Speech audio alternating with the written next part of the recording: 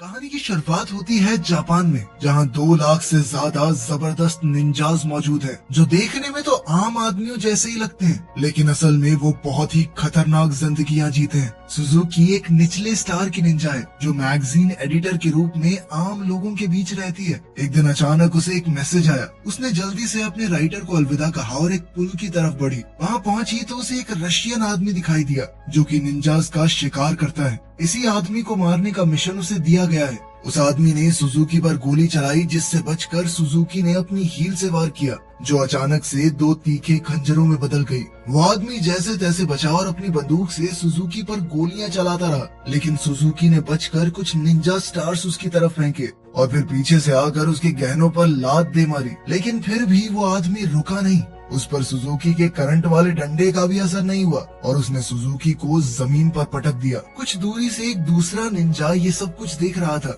इस निंजा का नाम कीटो है, जो कि एक हाई रैंक निंजा है। अब वो उसे गोली मारने ही वाला था कि ऐन वक्त पर उसकी बाजू में एक टूथपिक आकर लगी। जैसे ही उसने पलट कर देखा तो एक लड़का उसकी तरफ भागता हुआ आ रहा था। ये भी एक निंजा है जिसका नाम है कुरो। कुरो ने बहुत ही आसानी से उस रशियन आदमी को हरा दिया और आखिर में चोक होल्ड करके खत्म कर दिया। उसने सुजुकी से कहा कि मैं जा रहा हूँ, आप बाकी का काम संभाल लेना। ये सुनकर सुजुकी एकदम शॉक हो गई। उसने सोचा, कैसा आदमी है ये? तुम किसी और को अपना क्रेडिट क्यों लेने दे रहे हो? इस पर कुरो ने कहा कि इतना काम नहीं करना मुझे, मैं घर जा रहा हूँ सोने। कुरो निंजा तो बढ़िया था, लेकिन साथ ही बहुत आलसी भी, और अब वो चुपचाप वहाँ से चला गया। वो इस वक्त एक पुराने सस्ते घर में रहता है। घर पे अकेले बोर होते हुए वो फूंक मार मार के टूथपिक का तीर बनाने की प्रैक्टिस करता रहता है। तभी अचानक कोई उसके कमरे में बिना आवाज किए घुस गया। ये उसका सीनियर कीटो है, जो यहाँ पर उसे एक मिशन देने आया है। वर्ल्ड वॉर 2 के बाद कुछ बुरे निंजाज ने मिलकर एक खतरनाक ग्रुप बनाया था, जिसका नाम है अंडरग्राउंड निंजास। खुफिया जानकारी के हिसाब से उन्होंने जोटेन हाई स्कूल में घुसकर वहाँ पर कब्जा कर लिया है। ये स्कूल बना भी एक खास जगह पर है, जहाँ पहले टूटा फूटा नितानो मिलिट्री स्कूल हुआ करता था, जहाँ अभी भी लड़ाई के वक्त के कुछ राज छुपे हुए हैं। कुरो का मिशन है कि उसे अंडर कवर जाकर उनके प्लान का पता लगाना है। उसके मिशन में मदद करने के लिए कीटो ने उसे एक खास सूट दिया। इस सूट की मदद से वो गायब हो सकता था, लेकिन सिर्फ ऊपर ऊपर से। जब कुरो इस सूट के साथ टाइम पास कर रहा था, तभी टॉयलेट से कुरो की एक दोस्त की आवाज आई, जो कि टॉयलेट पेपर मांग रही थी। वो सीट से बहुत दूर रखा हुआ था। उसने कुरो से कहा कि अगर मेरी तरफ देखा ना तो बहुत मारूंगी, समझा? उसकी बात मानते हुए कुरो दीवार पर चढ़कर लड़की के ऊपर से उसे ना देखते हुए टॉयलेट पेपर तक पहुंच गया, लेकिन आखिर में टॉयलेट पेपर पकड़ाने के लिए लड़की की तरफ मुड़ गया, जिसके लिए उसके मुंह पर चप्पल लगी। अगली सुबह कुरो जोटैन हाई स्कूल पहुंचा। जब उसे पता चला कि उसे एंट्रेंस एग्जाम देना पड़ेगा तो वो बहुत ज्यादा परेशान हो गया। उसने एक बार के लिए तो सोचा कि क्या ही करना है, मिशन पूरा करके छोड़ ही देता हूँ, लेकिन फिर उसे कीटो का डर सताने लगा। अब वो सोचने लगा कि आखिर एंट्रेंस एग्जाम कैसे पार करूँ। अपने थकान भरे लेकिन खूबसूरत चेहरे के साथ कुरो ने जल्द ही नोगुची का ध्यान खींच लिया, जो कि एक स्टूडेंट है और दोबारा से एग्जाम दे रही है। क्लास में घुसने के बाद कुरो ने नीचे देखते हुए क्लास का एक चक्कर लगाया और फिर नोगुची के पास जाकर बैठ गया। उसे यकीन था कि ऑर्गेनाइजेशन के लोगों ने कुरो के पास होने की तैयारी पहले से कर रखी होगी। उन्होंने फर्श पर रंग बिरंगे चावल के दाने से आंसर की बनाई हुई थी। जैसे ही कुरो ने आंसर लिखने शुरू किए, नोगुची जोर से चिल्ला पड़ी। उसे लगा कि फर्श पर पड़े वो चावल के दाने किसी तरह के कीड़े हैं। टीचर ने कहा कि अगर तुम्हें दिक्कत है तो इन्हें साफ कर दो, लेकिन कुरो ने सोचा कि भाई कुछ तो करना पड़ेगा। उसने अपनी इरेजर नीचे फेंकी और उसे उठाते हुए बड़ी सफाई से एक पेपर बॉल स्ट्रॉ में भर के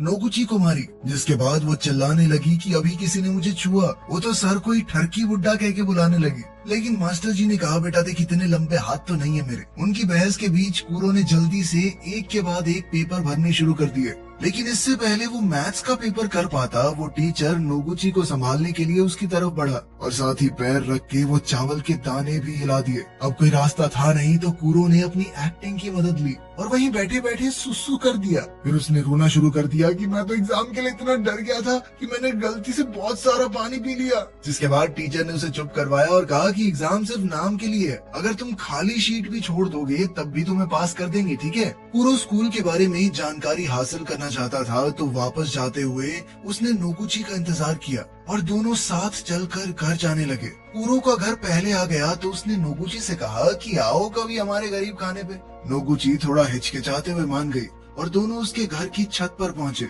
उनकी बातचीत के दौरान नोगुची ने बताया कि क्लास में कुछ शरारती बच्चे हैं, वो हो सकता है तुम्हें परेशान करें। एडा नाम का मेरा एक दोस्त है, उसे उन्होंने इतना परेशान किया कि वो क्लास आना ही छोड़ गया।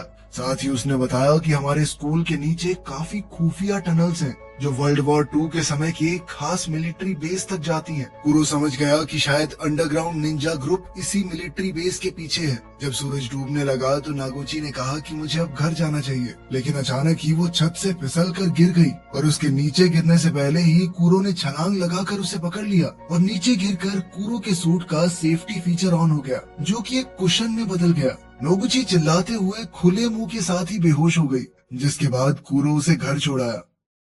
उसी रात एक लुच्चा लड़का अपने ड्रोन को उसकी पड़ोसन दोस्त कवाडो के बाथरूम के पास उड़ाने की कोशिश कर रहा था, पर वो नहीं जानता था कि कुरो अपना इनविजिबल सूट पहनकर वहीं बैठा है। उसने अपने खास डंडे से लड़के को बिजली का झटका दे दिया। दरअसल ये लड़का नोगुची का दोस्त ईडा ही है। कुरो ने उसे कवाडो से माफी मांगने को कहा और अगले दिन स्कूल ले गया, ये कहकर कि डर मत, मैं तुझे बचाऊंगा, लेकिन 500 की पत्ती लगेगी हर रोज। स्कूल पहुंचते ही वो लड़के फिर से ईडा को परेशान करने लगे, लेकिन इस बार शायद उन्होंने गलत दिन चुना था, क्योंकि आज कुरो भी यहाँ था। कुरो ने अपने पैर से ईडा का पैर पकड़ा और धम से उस दूसरे लड़के पर हमला करवा दिया, जिसके बाद वो लड़का दर्द से कूदने लगा। ईडा को तो समझ ही नहीं आया कि हुआ क्या, और फिर कुरो पीछे की लाइन में जाकर बैठ गया। वो किताब भी नहीं लाया था, जिसके बाद साथ बैठी लड़की साटो ने उसे अपनी किताब दी, जिसके बाद नोगुची उसे जलन भरी आंखों से देखने लगी। तभी उसके चेहरे पर एक लाल रोशनी पड़ी, जो कि एक लेजर लाइट है। ये दरअसल निंजास का सिग्नल है एक दूसरे से बात करने का। इसके बाद कुरो उठा और क्लास से बाहर चला गया। छत पर शियोन नाम का एक लड़का था, वो एक हाई रैंक निंजा है। उस दिन जब कुरो ने उस रशियन आदमी की छुट्टी की थी, उस दिन वो भी वहीं मौजूद था। इससे पहले वो लड़ाई में कूदता कुरो बीच में आ गया। कुरो की ही तरह वो भी स्कूल में एक अंडरकवर निंजा है, जिसका काम था ये पता लगाना कि अंडरग्राउंड निंजा ग्रुप में कौन कौन है। उन दोनों के साथ साथ एक और निंजा है जो यहाँ पर भेस बदल कर रह रहा है। वो इस वक्त स्कूल का डिसिप्लिन डायरेक्टर है। उसने कुरो को क्लास के बाद बॉयलर रूम में मिलने को कहा और फिर वहाँ से गायब हो गया। तभी कुरो ने देखा कि एडा फिर से मुसीबत में पड़ गया है। वो अपने ऊपर का शरीर गायब करके एक बक्सा मुंह पे पहनकर वहाँ पहुंचा और उन लड़कों में से एक ने कुरो को लात मारी ये जानने के लिए कि वो कौन है, लेकिन उल्टा वो खुद ही नीचे गिर गया। कुरो ने पहले उसकी गेंद बिठाई और फिर एडा के पीछे खड़ा होकर उसके हाथ पकड़ लिए। उसने एडा के हाथ से ही दूसरे लड़के को जबरदस्त मुक्का दिया ताकि स्कूल में कुरो का नहीं एडा का नाम हो। इसके बाद कुरो बॉयलर रूम में डायरेक्टर से मिलने पहुंचा। डायरेक्टर ने अचानक पीछे से एक तलवार निकाली और कुरो पर हमला कर दिया। वो दोनों एक दूसरे को अंडरग्राउंड निंजा ग्रुप का मेंबर समझ रहे थे।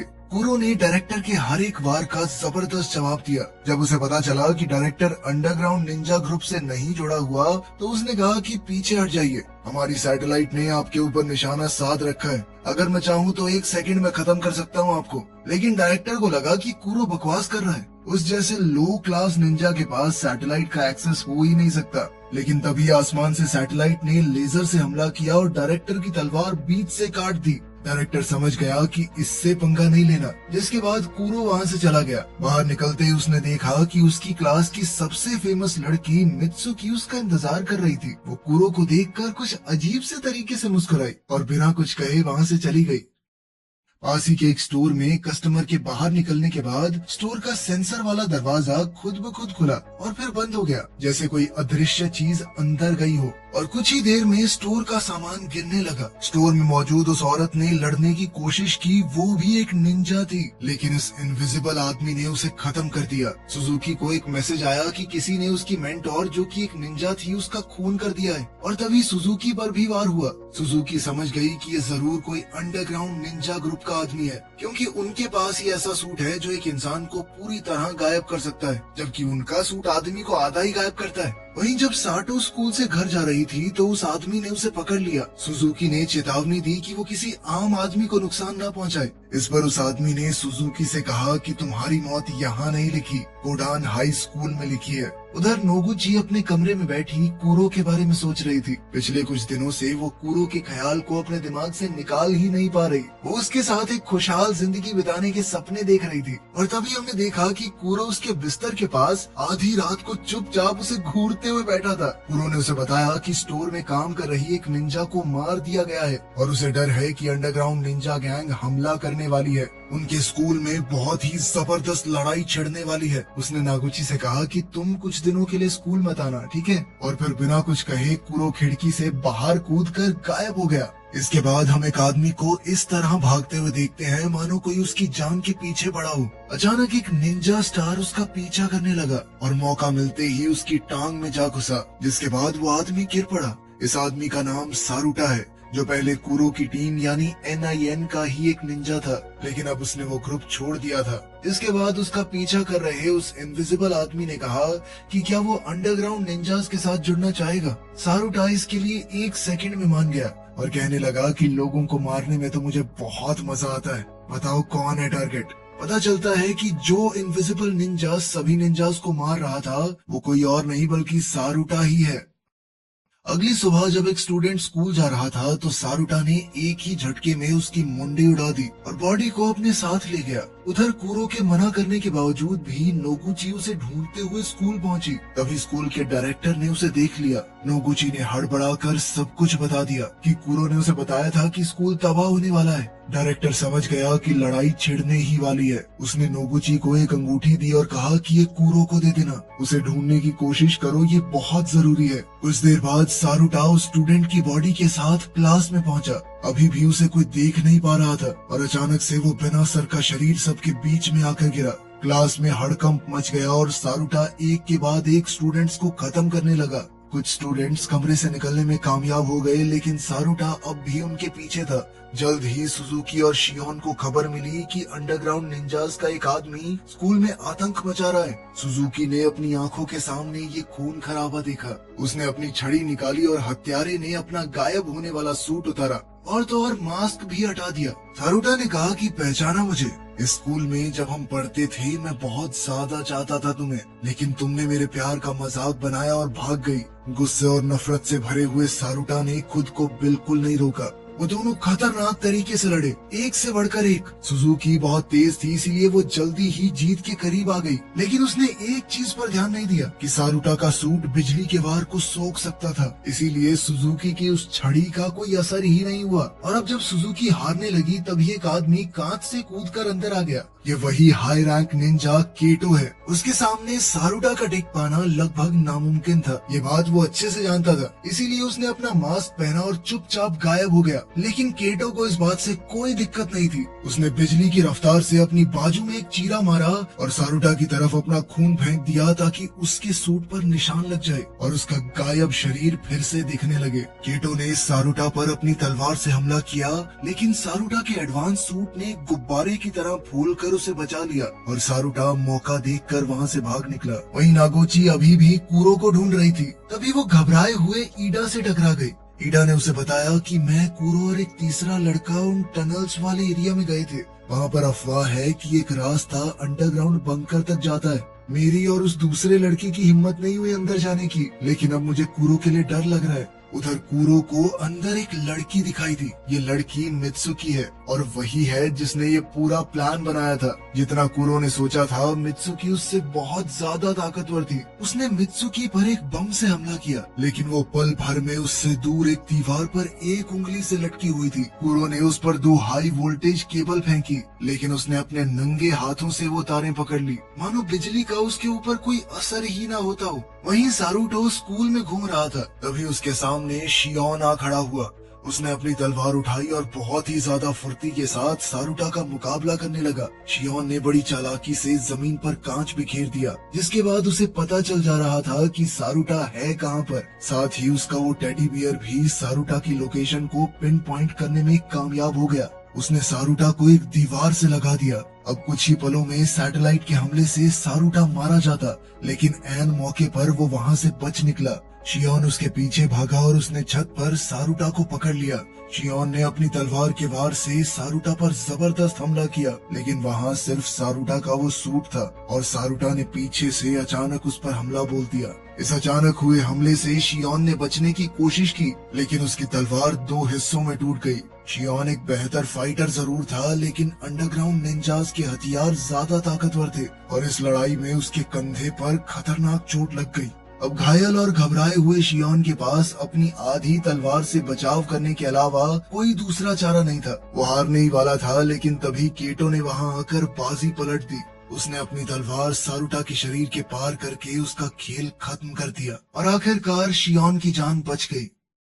वहां नीचे सुरंग में कूरो लड़ाई में हार रहा था। वो समझ गया था कि उसके लिए मित्सुकी को हराना लगभग नामुमकिन है, क्योंकि वो बहुत ज्यादा शक्तिशाली है उससे। लेकिन कूरो ये जानना चाहता था कि आखिर मित्सुकी चाहती क्या है, वो ये सब क्यों कर रही है। मित्सुकी ने आखिरकार सच बताया। उसने जानबूझकर झूठ बाहर फैलाया ताकि वो सभी निंजास को स्कूल तक ला सके, ताकि निंजास लेजर सैटेलाइट को एक्टिवेट कर दें और वो सैटेलाइट की लोकेशन का पता लगा सके। हैक किए हुए डेटा का इस्तेमाल करके इन्होंने सैटेलाइट का पता लगा भी लिया और अब उनका एक आदमी उस सैटेलाइट के पास पहुंच चुका है। उनके एक खास सूट स्पेस में भी काम करते हैं। उधर मित्सुकी ने कूरो पर एक खतरनाक हमला किया। मित्सुकी की जबरदस्त ताकत से कूरो लगातार अपना बचाव कर रहा था, लेकिन असल में वो सिर्फ वक्त काट रहा था कि कहीं से उसके दोस्त आ जाएं और उसे बचा लें। तभी वहाँ नागोची ईडा के साथ आई। नागोची ने कूरो को वो अंगूठी दी जो डिसिप्लिन डायरेक्टर ने उसे कूरो को देने के लिए कहा था। उसने वो अंगूठी पहनी और उसका एंटीना ऑन किया। तभी एक ड्रोन तलवार लेकर वहां आ गया। उसने वो तलवार उठाई और पैर से मित्सुकी की तरफ धूल उड़ाई और फिर मौका देखकर वार किया। दोबारा से दोनों ने डट कर एक दूसरे का सामना किया, लेकिन कूरो समझ गया कि मित्सुकी के ऊपर सीधा वार करना बेवकूफी है। उसे चकमा देकर अचानक हमला करना होगा। उसका गायब कर देने वाला सूट भी किसी काम का नहीं था, क्योंकि वो सिर्फ उसके ऊपर के शरीर को गायब करता था। सूट एक्टिवेट करने के बावजूद भी मित्सुकी उसे देख तो सकती थी। कूरो ने अपने दिमाग में कई बार सोचा कि अगर मैं ऐसे लड़ूं तो क्या होगा, लेकिन हर बार वो मारा जाता। आखिरकार उसे समझ आ गया कि वो इस तरह तो नहीं जीत पाएगा। उसके पास एक ही तरीका था मित्सुकी को हराने का। उसने जबरदस्त टेक्निक से सीधा हमला शुरू किया और वो अपनी जान की परवाह ना करते हुए आगे बढ़ गया, जिसके बाद उसकी तलवार मित्सुकी के आर पार हो गई और मित्सुकी की तलवार कूरो के। उसने मित्सुकी को धक्का देकर तलवार खींच ली। मित्सुकी वहीं ढेर हो गई। कूरो पहले ही अपनी पूरी हद तक पहुंच चुका था। वो लड़खड़ाता हुआ घायल होकर नीचे गिर पड़ा। नागोची ने जल्दी ही उसे उठाया और दोनों वहां से निकल गए। अंडरग्राउंड निंजा ग्रुप का एक आदमी सैटेलाइट के अंदर पहुंच गया था और उसने सिस्टम में वायरस अपलोड कर दिया, जिसके बाद पूरा लेजर सिस्टम उनके कंट्रोल में आ गया और जैसे ही उसने डायल घुमाया पावर लेवल मैक्सिमम हो गया। उस लेजर का टारगेट स्कूल में था, इसीलिए अब तो साइज बड़ा करने के बाद पूरा स्कूल लेजर से उड़ गया। धमाके के इस झटके से अंडरग्राउंड बंकर में कंपन हुई। बंकर टूटने लग गया और एग्जिट भी बहुत दूर है। नागोची और कूरो बाहर निकलने की कोशिश कर रहे थे, लेकिन कूरो बुरी तरह से घायल था। कूरो को लगा कि वो जिंदा तो नहीं बच पाएंगे, इसीलिए उसने अपना गायब होने वाला सूट उतारा और नागोची पर ढक दिया। अब सारा मलबा टूटकर इन दोनों के ऊपर ही गिर रहा था। कुछ देर बाद नागोची वहां से बाहर निकली, क्योंकि उस खास सूट ने उसकी जान बचा ली थी और कूरो ने दुनिया को बचाने के लिए अपनी जान का बलिदान दे दिया। लेकिन फिल्म के आखिर में हम कूरो के जुड़वा भाई जूरो को देखते हैं, जो न जाने क्यों नोगुची से मिलने आया था। वीडियो पसंद आई तो लाइक कर देना, चैनल को सब्सक्राइब कर देना। मिलते हैं अगली वीडियो में।